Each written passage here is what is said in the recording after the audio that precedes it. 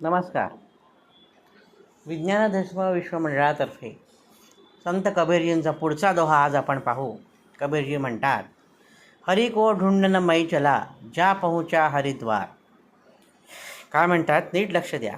हरि को ढूंढन मै चला, जा पहुँचा हरिद्वार. पग थके हरि न मिले, पग थके हरि न मिले, क्योंकि हरि थे मेरे द्वार. बघा हा, पुन्हा एकदा वाचतो मी. हरि को ढूंढन मै चला, जा पहुँचा हरिद्वार. पग तखे हरि न मिले, क्योंकि हरि थे मेरे द्वार. अतिशय मार्मिक उदाहरण आहे की नाही पहा हे सुद्धा. हरि को ढूंढन मै चला, हरीला शोधण्यासाठी मी हरिद्वारला गेलो, उत्तर भारतात. पग थके म्हणजे पाय थकून गेले यात्रा करून करून, पण हरि न मिले, हरी सापडलाच नाही. क्योंकि हरि थे मेरे द्वार, माझ्याद्वारी हरी आहे, पण मी चाललो तो हरिद्वारला हरी शोधायला. हे काय म्हणायचं आहे? शोधिशी मानवा रावळी अंतरी, नांद तो देव हा आपुल्या अंतरी. हेच म्हणायचं आहे ना. आपल्या प्रत्येकामध्ये श्री सद्गुरू तत्व आहे, आपल्या प्रत्येकामध्ये देव आहे. माणसात देव शोधणारा संत असं गाडगेबाबांचं वर्णन करतात, तुकडोजी महाराजांचं वर्णन करतात.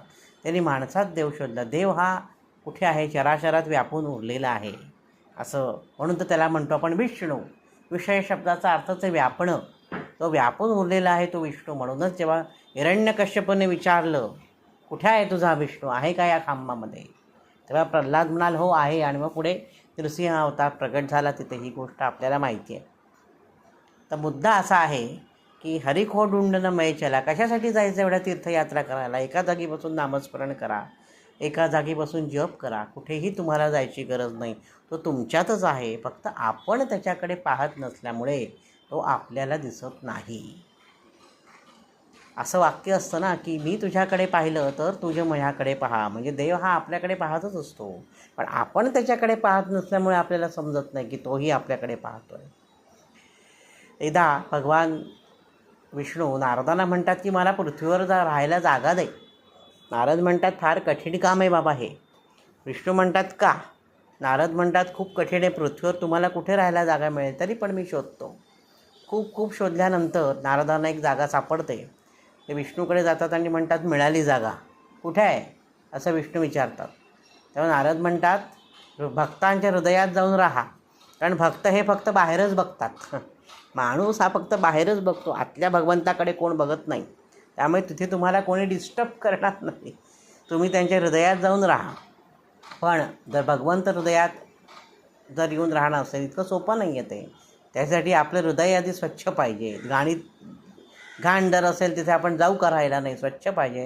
हृदय स्वच्छ करण्यासाठी आपण संतांना शरण गेलं पाहिजे, सद्ग्रंथांचं वाचन केलं पाहिजे, स्तोत्रपाठां पठण केलं पाहिजे, नामस्मरण केलं पाहिजे.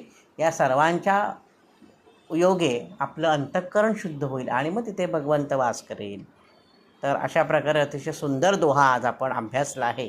आजच्या भागात मी इथे थांबतो. नवनवीन माहिती पूर्ण व्हिडिओ पाहण्यासाठी, ऐकण्यासाठी वैभवदातार ऑफिशियल हा माझा यूट्यूब चॅनल जरूर आणि जरूर सबस्क्राईब करा. धन्यवाद.